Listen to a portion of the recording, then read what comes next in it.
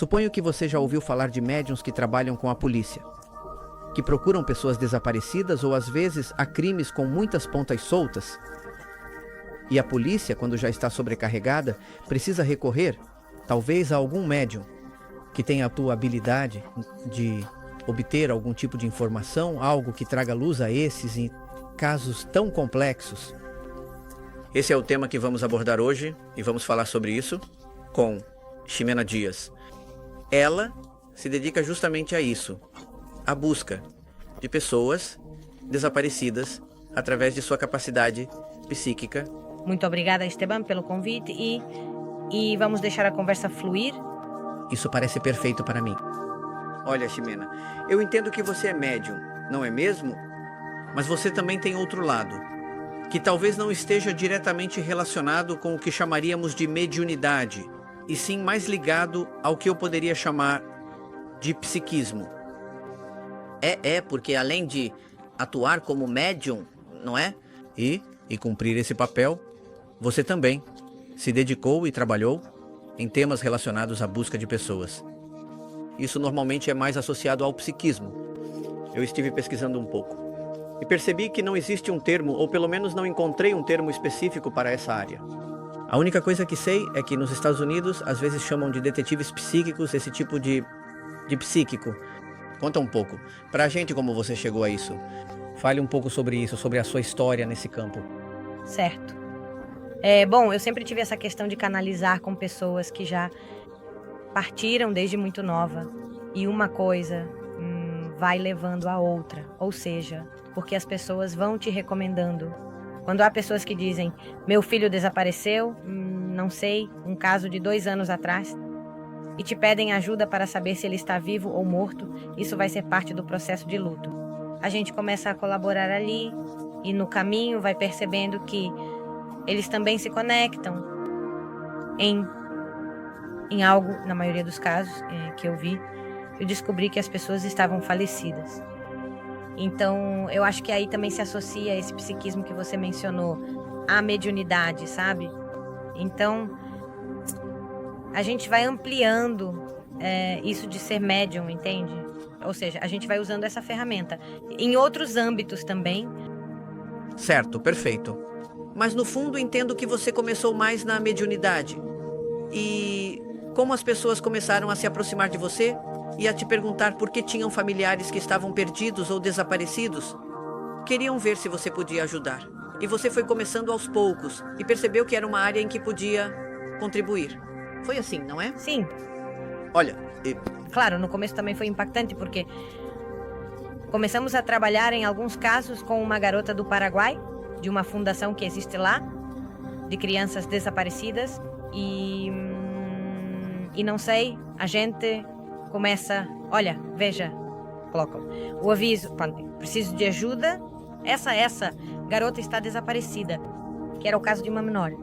Então eu digo, tá, me manda uma foto. Eu, normalmente, como já tinha te comentado antes, trabalhava com fotos para ter uma conexão. Embora às vezes não seja necessário, isso eu tenho muito claro. E aí eu começo a trabalhar essa parte. Então envio para a pessoa o que eu escuto ou o que vejo. Faço desenhos, mas assim para especificar lugares. Porque como são de outros países, eu não tenho como saber como é. O local físico próximo, entende? Ou a casa ou qualquer outro lugar. O local onde essa pessoa desapareceu. Então, aí a resposta de volta é algo como... Sim, na verdade, olha, é assim mesmo.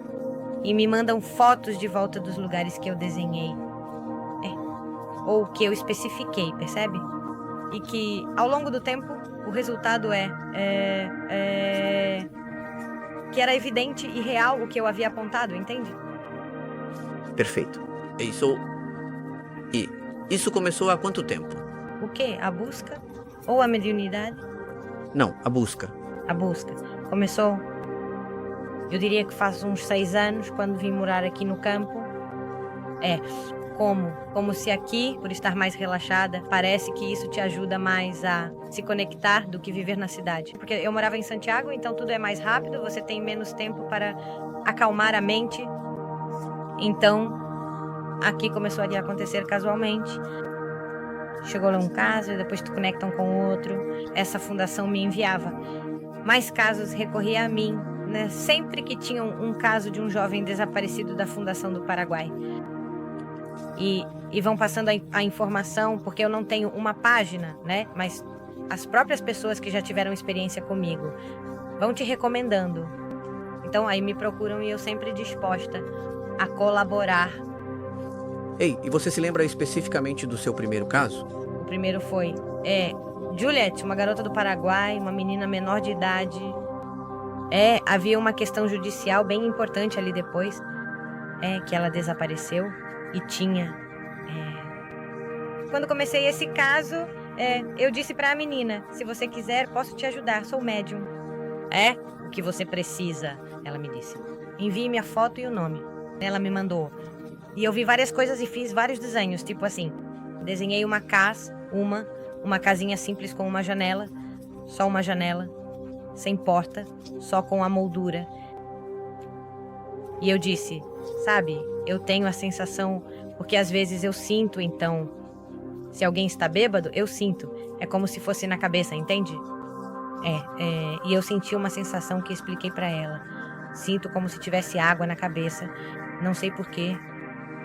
E ela me disse que a menina tinha hidrocefalia.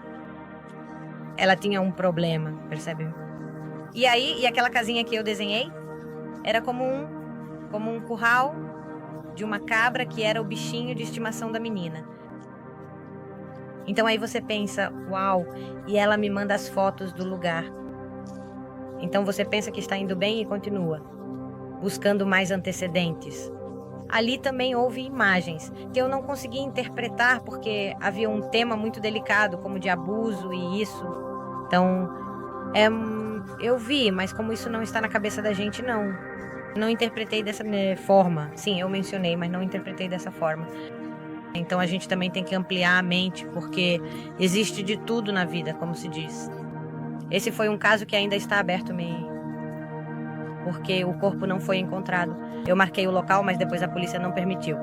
Continuar a investigação, eles foram a julgamento, enfim, um monte de coisas. Já se passaram vários anos. Olha, Jimena, e é interessante saber, né? Como você percebe quando precisa se conectar psiquicamente e está nessa busca por alguém desaparecido, como essa informação chega até você? Veja, por exemplo, eu te dizia que às vezes trabalho com a foto, com o nome, é como um referencial para ter um ponto de conexão. E me chegam como pensamentos, ou como imagens, como esses flashbacks. Então, hoje, eu sei separá-los de quais são meus próprios pensamentos. É como uma condição já inata, natural. Coisa que não é fácil, né? Não é fácil. Para quem não sabe, não é fácil porque é muito fácil que a cabeça comece a criar histórias. Sim. Então hoje consigo fazer isso de forma fácil e sei qual é o meu pensamento e qual não é, ou qual chegou para mim, porque são rápidos. Ou seja, uma imagem é como, sei lá, um segundo. Então a gente também precisa aprimorar a capacidade de ver a maior quantidade de detalhes possível, especialmente nesses casos de buscas. Perfeito. Olha, e o que você diz faz muito sentido. Por exemplo, com o que a Cote Olavarria nos contou na última entrevista que tivemos, que ela dizia, porque ela desenha os espíritos, e ela falava que precisava captar a maior quantidade de informação possível, porque a imagem durava de 1 segundo e ela tinha que guardar, reter essa informação. Acontece o mesmo com você? Sim, e claro, como são casos de busca, né, a gente precisa ter uma evidência de que é realmente a pessoa, que quem está consultando reconheça que é seu familiar, que tenha algum traço, alguma característica, alguma palavra especial, um apelido, qualquer informação que você possa dar ao consulente e que ele diga, sim, na verdade é meu irmão, meu parente, meu familiar, enfim. Ou seja, vamos tentar explicar mais ou menos o processo agora. Por exemplo, alguém entra em contato com você e te envia uma foto dessa pessoa desaparecida para ver se você pode, Sim. Você pode nos ajudar. E aí você começa a olhar a foto, você se acalma antes, como você faz? E depois você olha a foto e começa a entrar na foto. Olha, eu tenho uma técnica super simples. Quando me dão um nome Eu repito o nome umas 3 vezes. Se tiver 2 nomes, digo os 2 nomes, os 2 sobrenomes. É para sentir. E de repente eu começo a tomar notas. Já. Então eu enumero porque devo listá-lo. Porque às vezes é pelo WhatsApp ou sei lá. Vamos conversando pelo WhatsApp ou pelo Messenger, entende? Então pra mim fica mais fácil depois quando me respondem. Ah, aquela era a tia, não sei quanto, às 3, entende? É pra eu me organizar mentalmente. E não ir conversando, porque às vezes no WhatsApp ou nas redes sociais a conversa fica meio desencontrada. Então assim fica mais fácil pra mim. E aí vou montando falo tudo no que me vem. Tá, perfeito. Uma vez vou te contar uma anedota. Uma vez eu fiquei com preguiça de dizer para uma menina porque só me vinha olhos de vidro. Olhos de vidro. Era um senhor.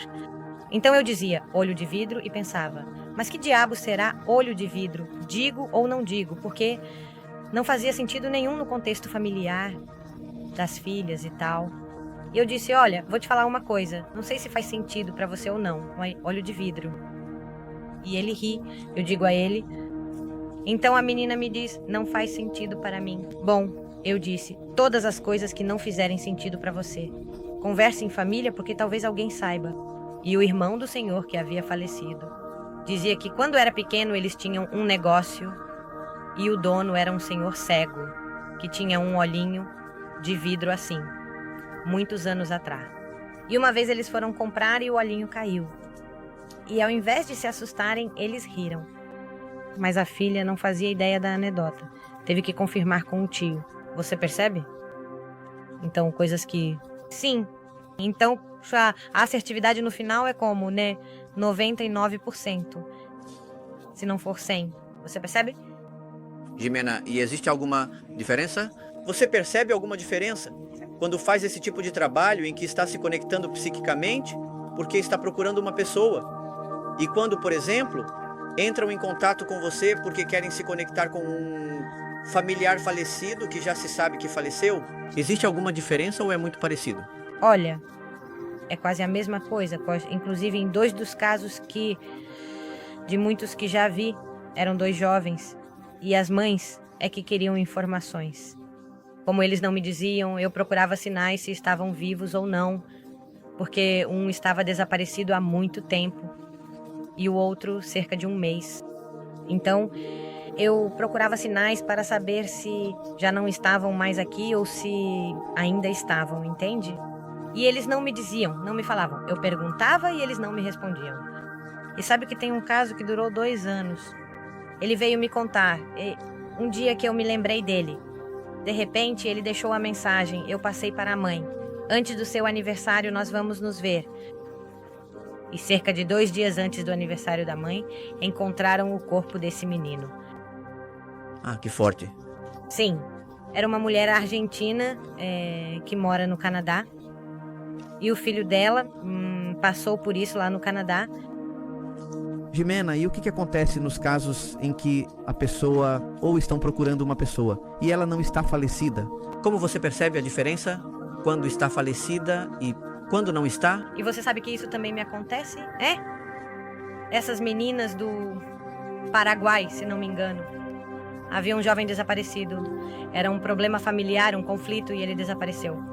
E como o rapaz estava meio depressivo, pensavam o pior.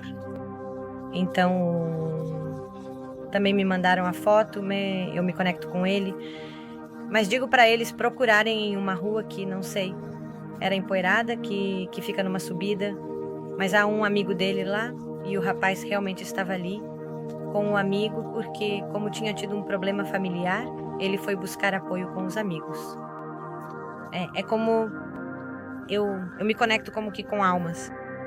Se elas me dizem se estão na terra ou não. No caso dos 2 rapazes que te contei, mesmo que a mãe insistisse e eu tentasse me conectar com eles. Eles me disseram que já não estavam quando eles queriam ou quando achavam apropriado. Acho que tem uma questão assim. Claro, eu entendo. É como se do outro lado eles tivessem uma prioridade ou soubessem exatamente quando a mãe está preparada para isso ou quando não está, digamos. Sim, foi assim que eu senti. Quando uma pessoa, por exemplo, não está falecida, como nesse caso que você acabou de nos contar, você sente nesse caso como se a informação viesse de um terceiro ou da própria pessoa. Você sente que essa informação chega até você vinda de alguém, ou sente que acessa, entra em um campo de informação, mas que não conseguiria definir de onde ela vem? Mas como se você simplesmente soubesse das coisas. Claro. Olha, eu sempre falo do meu anjo, porque às vezes é como se sussurrassem a informação no seu ouvido. E às vezes parece que é a própria pessoa falecida que te passa a informação, aquela que a família quer contatar, por exemplo. Então é como se eu nunca tivesse tido isso muito claro. É como se muitas vezes eu tivesse muita certeza de que é a alma da pessoa que partiu. E outras vezes, de verdade, fica a dúvida. Eu sempre falo do meu anjo como uma forma de me referir a essa magia do que é a mediunidade. Entendi, então no fundo, poderia ser como um guia ou algo assim. Sim. Agora, tá, porque também há outras pessoas a quem acontece como comigo, que muitas vezes eu não sinto nessas coisas, né? Eu não sinto como se alguém me transmitisse isso, mas sim como uma certeza profunda que eu tenho. É como se eu soubesse, mas não sei porque eu sei, né? Mas também não é que eu ouça alguém falando comigo e me dizendo hoje está aqui ou está ali. É mais como se eu simplesmente soubesse e, de repente, consigo ver. O cérebro recebe info, sim. Uma imagem de um lugar e mais ou menos eu vou montando a história rapidamente. Isso é o que acontece comigo? Eu não me dedico a isso, mas já aconteceu comigo. Veja, poucas pessoas que eu conheço que são médiums se envolvem nesse campo, porque é meio... Eu acho que é um pouco delicado, porque de repente, imagina, se alguém cometesse um erro. E o que você pensa sobre isso? O que você sente em relação a isso? Imagina que você sente que a pessoa faleceu e você diz para a mãe, olha, sabe, eu entendo que ele faleceu e tal. Claro, e isso pode ser super comprometedor, um abalo emocional muito grande para a mãe. E depois imagina que foi um erro seu e a pessoa nem está desaparecida. Por exemplo, nesse caso, eu sou muito cuidadosa e muito respeitosa com a situação. Quer dizer, eu também sou mãe e, por isso, a gente entende todas essas fragilidades de, por exemplo, perder um filho. Então, até que eu esteja... Essa informação eu vou guardando. Se eu digo, parece que não está, parece que já morreu. Eu vou guardando isso até ter muita evidência de que é assim mesmo. Vi um caso aqui em Santa Cruz que, bom, eu já tinha te comentado um pouco antes de um rapaz que desapareceu e eu fui até o local e estive com a mãe dele que estava arrasada. Então, no final eu fui entrando em contato com o marido dela, porque ele era mais forte. E também, às vezes, a informação não é tão bonita, percebe? Então, também procuro ser muito cuidadosa com isso. E não passo a informação até ter 100% de certeza, entende? Ou até que eles me digam. Mas no caso desses dois, que estou te contando, dos dois filhos, foi como se eles me avisassem quando era o momento de... nunca me deram a entender que eles... Por mais que eu perguntasse se estavam aqui, se estavam em outro lugar, se já tinham partido, não, eles não me diziam até que considerassem oportuno. Eu entendo você. E para você, esse tipo de informação surge espontaneamente ou normalmente você trabalha sozinha ou só entra nesse campo quando te procuram porque alguém partiu? Estou lhe contando isso porque eu sei, conheço apenas uma pessoa, um amigo, que também faz esse tipo de trabalho. Ele faz isso de forma muito anônima porque, ele se dedica a outras coisas. E na verdade trabalha com a polícia. E ele, de repente, me contava que acontecia de estar assistindo, por exemplo, uma notícia sobre alguém desaparecido e automaticamente começava ali a receber informações sobre o que aconteceu com essa pessoa ou em que situação ela estava sem que ninguém pedisse. E na verdade, mais ainda, há alguns... Isso foi há anos. Havia um garoto que desapareceu na África, em algum lugar da África, e ele não mostrou um mapa e não deu um relato do que tinha acontecido. E semanas depois, a imprensa começou a desenvolver a notícia com o que se sabia até aquele momento. E também o mapa era compatível à viagem que ele tinha feito. E não só isso, a versão oficial. Não tinha muito a ver com a versão que ele havia contado. Mas sim, Sim. Na nossa opinião, que sabíamos um pouco do caso, por dentro, pelo que ele estava compartilhando conosco. coerente, digamos, o resultado final. Havia uma versão, mas a dele se encaixava perfeitamente. E era uma versão mais oculta, digamos, mais complexa. Sim. Também já tive experiências assim com outro amigo, por exemplo, né, o caso de Lohan, né? Um menino de 4 anos que desapareceu. Me conta, esse menino é da Argentina. Uma senhora entrou em contato comigo, porque me viu na página, viu, não sei, comentários. Algumas páginas de médiuns que existem, que às vezes eu olho e se algum caso me chama a atenção, eu pego, me ofereço, né, digamos. E ele me ligou para perguntar sobre isso. Então, eu já dei muita informação para ela e ela tentou entrar em contato com a polícia de lá. No final, ela não conseguiu. Mas depois, com o passar das semanas, aquele caso, tudo o que eu tinha dito pôde ser comprovado com o que estava sendo divulgado oficialmente pela polícia de lá. Ei, Jimena, e qual é o caso mais emblemático? O caso que mais te marcou, que mais chamou sua atenção e que você poderia compartilhar conosco aqui, se for possível? Olha, tem um de uma menor no Paraguai cujos restos ainda não foram encontrados. Porque foi um caso muito difícil. Mas o que mais me marcou porque tivemos um resultado... O outro, eu ainda estou esperando o resultado desse caso dessa menina, mas o de um garoto, Kevin, do Canadá. Trabalhamos 2 anos nesse caso, e fomos atrás de toda a família, né? Ou seja, eu canalizei com os avós, com a avó, com todos os familiares falecidos dele e mesmo assim não recebíamos nenhum sinal. Sim, ele mandava mensagens para a mãe, sabe? Coisas pontuais, tipo umas botas Caterpillar amarelas. Então eu procurava a foto e mandava para a mãe: olha, recebi isso, se não sei o que, e ela dizia: sim, são as mesmas botas que ele usava, não sei o que, o filho, entende? E encontraram ele, e encontraram em um lugar que eu também tinha desenhado, em mais circunstâncias, obviamente, na casa onde ele morava de aluguel, com o amigo dele, entre aspas, né, que foi quem o assassinou. Então, são casos difíceis e a gente tem que ser super cuidadoso com o que diz, né? Não dar falsas esperanças também, né? Mas sim ser muito, muito honesto com toda a informação que você vai passando. Claro. Com certeza. E você já foi contatada alguma vez pela polícia para trabalhar nesses casos? Ou isso ainda não aconteceu com você? Não, mas eu adoraria colaborar.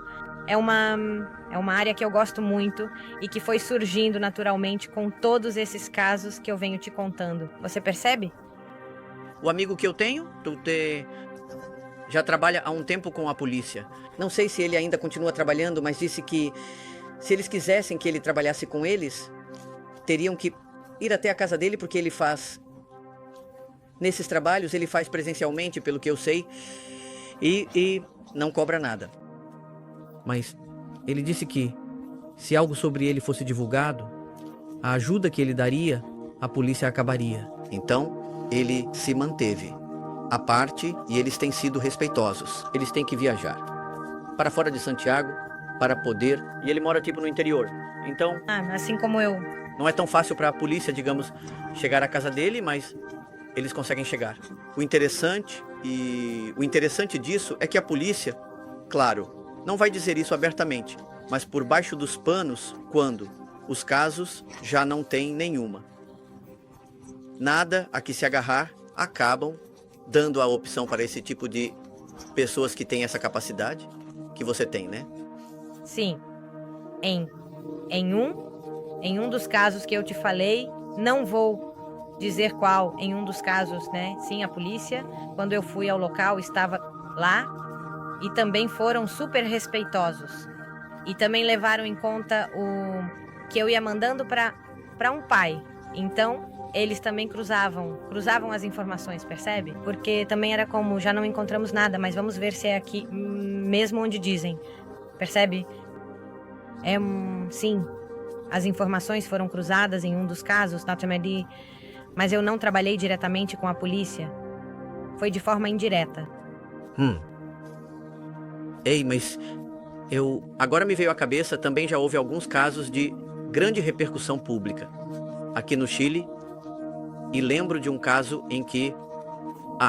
o do Cessna e o do Felipe Camil Vargas. E que havia um médium ou uma médium que deu uma informação que não tinha nada a ver, que estava em uma caverna e não sei o quê. Tipo, o que você pensa sobre isso? Porque é um erro grande demais, digamos, para tornar público e se arriscar por isso. Claro. Sim, eu acho, Olha, eu, graças a Deus, nunca tive um caso assim que falhou. Quando faço uma sessão de canalização, se houver 5 coisas que não fazem sentido entre 100, porque eu deixo à disposição dos que partiram, se eles me dizem 20 coisas, como te falei que eu enumero, eu digo as 20 e encerro. Se me dizem 100, eu tiro o tempo necessário e digo as 100. Você percebe? Eu faço a sessão até que eles parem de me dizer coisas. Então, quando a gente busca esse tipo de outra ação, que é procurar pessoas, sei lá, tem que ser muito cuidadoso. Eu tive bons resultados em todas, percebe? Os casos foram muito precisos.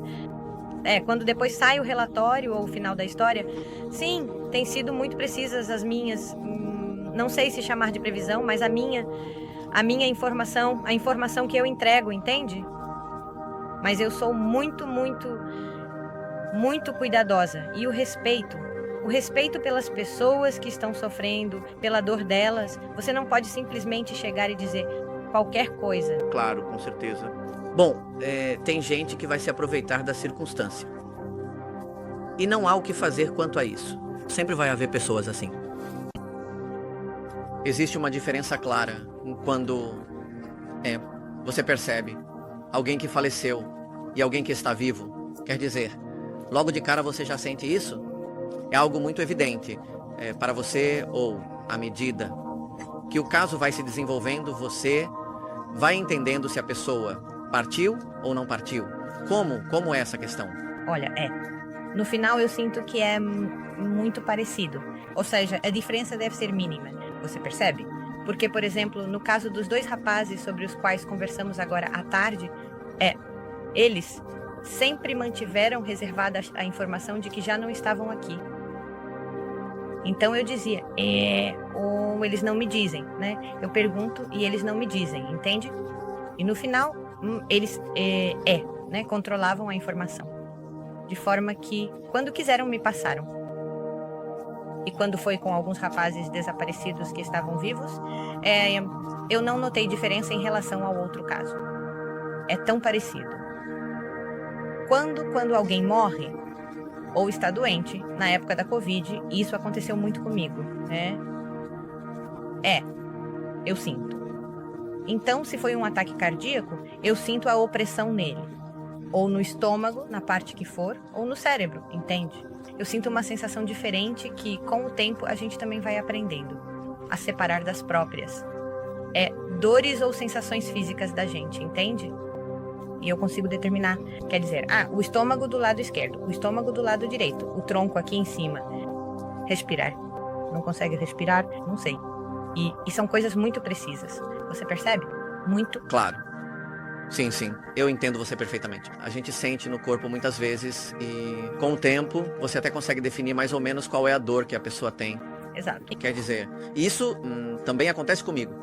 Olha, então, como você me diz que quando alguém está desaparecido, mas não faleceu, ou outro que já faleceu, no fim das contas você diz que não há tanta diferença. Então você percebe. Porque te dizem, basicamente. Porque aí vão me dizendo... Porque eu tento, por exemplo, quando é um desaparecido, tento chegar ao momento dele, né? Como se me resumisse a história.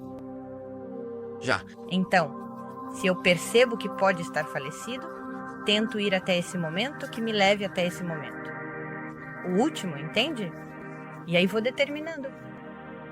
E, normalmente, quando você tem esses casos, você vê como se fosse de fora, como se fosse uma câmera observando, ou você vê pela visão da pessoa? Sim, olha, eu só me senti como se estivesse por dentro uma vez.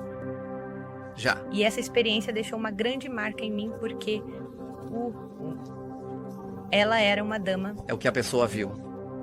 sim, que morreu de Covid, sozinha em um hospital. Então a filha queria saber como tinha sido, se ela tinha sofrido.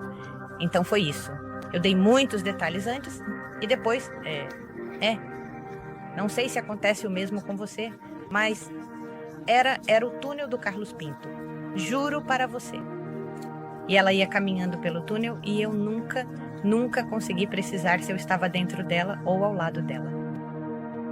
E vimos a luz e uma sensação extraordinária. E no meio do caminho, mais ou menos, ela me olha e eu senti que ela me disse, volte. E eu voltei. E essa experiência me marcou muito, que eu disse, poxa, até onde cheguei, acompanhando ela, percebe? Claro. Que forte. A gente começa a pensar em muitas coisas. Com certeza. Olha, veja, não, nunca me aconteceu algo assim, mas interessante, experiência interessante. Nunca vi um túnel em uma experiência mediúnica, mas já vivi experiências em que vejo como se fosse a própria pessoa. Mesmo quando tenho problemas de visão, enxergo mal. Você percebe? Quando vejo por um olho só, enxergo só por um. Coisas assim já aconteceram comigo. Sim, também já aconteceu comigo. No caso daquela garota em que eu sentia como se tivesse água no cérebro. E claro, então ela tinha um problema de saúde, né, hidrocefalia. Então, aí eu entendi que era essa a sensação, quando alguém está sob efeito. Eu não bebo, então também era como aquela sensação de embriaguez, entende? Outras coisas também dão essa sensação. Então também consigo identificar. Claro, sim, sim. Comigo também acontecem sessões que de repente a gente pode sentir que em determinado momento a pessoa estava como se estivesse drogada. Sim, também. Sim. Sim.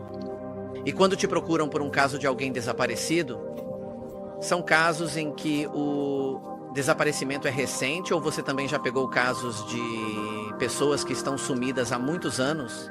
Você já pegou esses casos também de desaparecidos há muitos anos? Olha, teve o caso da mãe de um amigo. A senhora deve ter, não sei, hoje uns 55 anos. E um irmão dela foi embora quando ela era muito pequena. E ela queria saber a história. E claro, o rapaz tinha ido, acho que para a Argentina, diziam que esse era o destino dele quando foi embora. E nós procuramos e já tinham se passado muitos anos e foi feita uma sessão espetacular, ou seja, com uma evidência. Por exemplo, o senhor lembro que ele me dizia, eu tenho uma memória muito boa para todos os meus casos.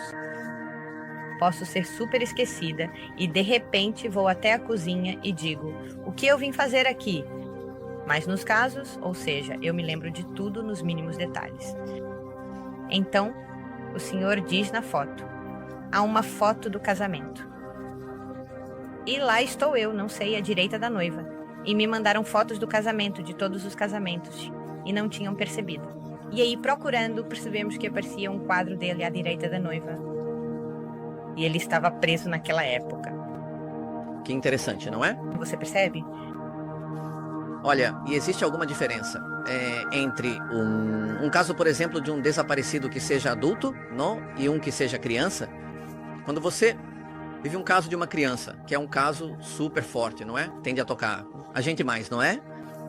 E você se conecta com a criança, ou sente como se fosse seu guia, ou seu anjo que está te dizendo, te mandando a informação, como você sente isso? Você sente como se fosse uma criança, ou sente como se fosse alguém mais velho? Não, tipo grande. É como, olha, tem um caso, né? O caso do Tomazito. Eu analisei isso aqui em casa. Não procurei pra ninguém. Porque eu tenho um sobrinho que se chama Tomás, que tinha a mesma idade. Então minha irmã ficou muito abalada com a semelhança da idade, do nome e da situação em si, que foi terrível. Então eu olhei esse caso assim só para saber por mim mesma. E eu via esse menino, mas eu o via de costas. Já como se você fosse uma câmera. Como se eu fosse um fantasma e estivesse atrás observando. Você percebe? Esse caso. Outros casos eu vejo, como te falei, isso de vê-los quase de dentro, que você não consegue definir se é de dentro ou muito ao lado dele, que você não sabe se está lá dentro ou ao lado. Você percebe? E outros eu vejo como se fosse uma câmera de cima. Vejo as situações. Quando me mostram situações. E quando você está conduzindo um desses casos, você sente a emoção que a pessoa está vivendo no momento, ou você é como, né, um observador neutro, como alguém que está assistindo a um filme, mas que não está envolvido com a emoção que está sendo vivida na situação? Sim, você pode sentir a emoção. Você sente como se fosse sua? Sim, sim. Já. Assim como eu digo, sinto que estou emocionado, às vezes eu choro, porque é como se te tomasse por completo. Sim, parece que sim. Você acha que existe um padrão comum na sua experiência de por que as pessoas desaparecem? Existe algum padrão que você tenha percebido? Porque as pessoas que te procuram, obviamente, estão buscando um ente querido que desapareceu, que não sabem se está vivo ou não, tem a esperança de que esteja vivo.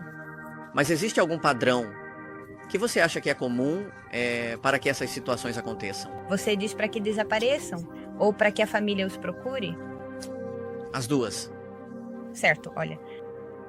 Eu penso que as pessoas, se viemos a esta terra, viemos para cumprir um papel, uma missão, um propósito.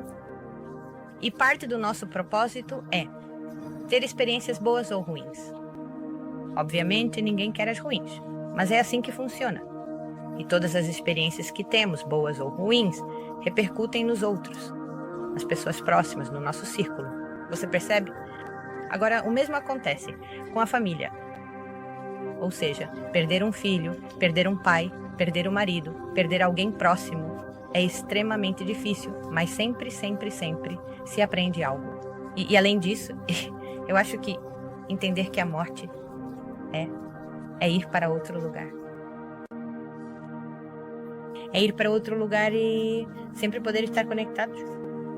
Estão sempre mandando mensagenzinhas, mas às vezes a rapidez da vida, a modernidade, o barulho, meio que nos não nos faz parar para observar. Você percebe? Claro, porque estamos com a cabeça tão ocupada com coisas práticas do dia a dia, e coisas práticas que no final consomem toda a atenção que a gente poderia dar a esses espaços que são tão importantes. Afinal, eu me oriento muito pelo sol. Então, a gente faz a diferença entre o sol da manhã e o sol da tarde. Se for no Chile, o sol da tarde. Se eu estou de norte a sul, está à minha direita, percebe? Esse é um ponto de referência que eu uso muito. O sol, né? Assim como se for pôr do sol. E aí eu me localizo no mapa, quando é questão de busca por pessoa. Porque se eu te digo uma ponte, a ponte pode estar de norte a sul, de leste a oeste, ao contrário, não sei. Você percebe? Então, aí eu presto atenção nesses detalhes da natureza, o sol, o curso do rio, e depois vou localizando isso no mapa. E também imagino que, dependendo do tipo de vegetação, você sabe se é algo mais do norte ou se estamos falando de algo relacionado ao sul do Chile. Bom, para quem não sabe, o norte tende a ser muito mais árido e o sul é muito verde, cheio de lagos e florestas. E isso também me dá uma faixa de horário. Você percebe? Em outros casos, usos conectados são muito precisos. Uma vez, em um caso de canalização, um jovem me falava sobre o vestido do batizado do VES. Tive que procurar o modelo do vestido de batizado, pesquisar no Google. Tive que procurar as flores do vestido, porque era um floral muito específico. Então eu mando para uma pessoa a irmã que tinha me consultado, e digo: olha, este é o vestido. Quem usou um vestido assim, com esse modelo e essas flores? E minha filha me diz: quando a batizamos. Eu disse para ela antes disso, porque ele estava lá, ele fez parte dessa festa. Então minha filha me diz: quando a batizamos, e era o mesmo vestido, ela me mandou a foto. E eram as mesmas flores que eu tinha. Te juro que procurei muito para entregar, porque ele insistia muito que eu fosse precisa com isso. Então, sim, não dá para fazer isso de qualquer jeito, com pressa. O relato que você está me contando é um caso de um desaparecido? Não, é um caso de uma canalização. O que eu quero dizer é que eles são tão precisos E às vezes ficam te pressionando, então, o vestido, as flores, as flores. E é a mesma coisa nos casos dos desaparecidos, você percebe? É como se eles insistissem com a informação. Então, eles te conduzem. Porque eu poderia deduzir duas coisas. Olha, se alguém diz, por exemplo, alguém que está desaparecido, não é? E eu te dou uma informação que ele não viveu, mas ele te diz, eu estive lá. Então você entende que ele faleceu, porque a família diz, ele não, né? Já tinha desaparecido e não estava lá. Você percebe? E ao contrário, se ele te diz, eu estive lá, e te dizem, sim, de fato, ele esteve presente. Então, isso quer dizer que você está se conectando com ele, ou com a consciência dele, e ele está te contando algo que viveu, mas aí não ficaria tão claro se ele estava falecido ou não. Por quê? O que você pensa sobre isso? Porque isso me causa um certo incômodo. É possível se conectar com a consciência de alguém que está vivo? Sim. Sim? Eu te digo que sim. Já. Isso seria o quê? Como eu superior dele, como o espírito dele. Eu acho algo assim, porque é como... Eu digo que é como quando você vai ao tarô, que te dão a informação, sabe? Mas é como... Às vezes me mandam fotos e dizem, olha, essa pessoa está doente. E eu, não me diga nada. Eu digo, vamos começar pelo mais importante. Não gosto que me deem informações, que só a foto e o nome. Porque senão se distorce o que eu entrego. Entende? Porque sabemos que neste mundo tem gente que não é tão transparente ou tão boazinha, percebe? Então, eu tento que me deem só isso. No máximo, a data de nascimento, se quiserem, se esqueceram e me mandaram, tudo bem. Para que a informação seja pura e natural da conexão. Sim, mas... Não influenciada, não, nada. Porque assim, a canalização é mais limpa. E o que o outro recebe também é mais limpo. Você se atreveu, hein? Você se atreveu a tomar a decisão de entrar nesse campo, que é complicado, que é esse campo da busca por pessoas desaparecidas. Sim. Porque também já chegaram pessoas até mim, mas eu sempre encaminho, porque não é algo que eu saiba lidar, não me sinto seguro nisso, porque nunca fiz, então não tive coragem de dar esse passo. Como você teve coragem de dar esse passo? Me chamando de atenção, de verdade. Quando em uma página de médiums e coisas assim, vi a publicação dessa menina do Paraguai. Não sei por quê, porque ali colocavam muitos casos, eu comecei a olhar, e algo fez sentido pra mim. Quer dizer, você... E eu escrevi pra pessoa que estava responsável pela página e tudo, e ela me diz, ela me manda a foto, me manda o nome, e eu imediatamente fiz uns desenhos, uns 4, e ela me responde e me manda as fotos dos mesmos lugares que eu tinha. E aí eu disse, tenho que fazer algo aqui e colaborar. Que no final a gente acaba colaborando. E aí depois eu disse pra ela, tenta não me contar muito pra que a informação saia de forma natural. E eu comecei a dizer muitas coisas pra ela. E depois, quando ela ia confirmando o que eu dizia, ela ia me contando e eu dizia, me conta a história só do que eu te mandar. Não muda de assunto. E foi assim que fizemos. Claro, porque as pessoas precisam entender que se você está vivendo uma experiência desse tipo e de repente te contam muitos relatos, o que começa a acontecer é que depois fica difícil se desvincular da sua cabeça, que começa a criar uma história com base na informação que você está recebendo. Quer dizer, o que estão te dizendo. Então, é mais difícil para alguém que é psíquico, que é médium, ter muita informação, porque é muito difícil tirar a cabeça de lado quando há. E nesse tipo de informação, a gente começa a criar e... Eu sou bem rigorosa nesse sentido. Não me diga nada, não se antecipe, não? Porque senão a conexão fica contaminada. E como às vezes esse campo dos médiums e, sei lá, dos psíquicos é visto por alguns, de forma negativa. Não é essa a ideia. A ideia é deixar bem claro o que a gente faz. Entende? Os casos de busca de pessoas desaparecidas, como você vive isso como ser humano, digamos? Isso te afeta, te deixa muito cansada? Como você vivencia isso? Já não como psíquica, mas como ser humano. Obviamente são casos muito emocionais.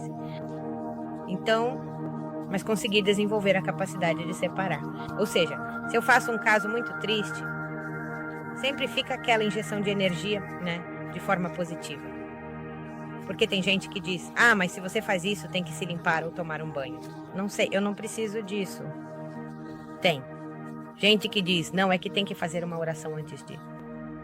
Eu acredito em Deus e sempre me entrego a Deus, mas não preciso fazer isso para conseguir me conectar. E claro, eu separo as tristezas, mas realmente fico muito feliz em poder colaborar. Então acho que isso é o que me dá muita energia. Eu fico normal, não fico cansada.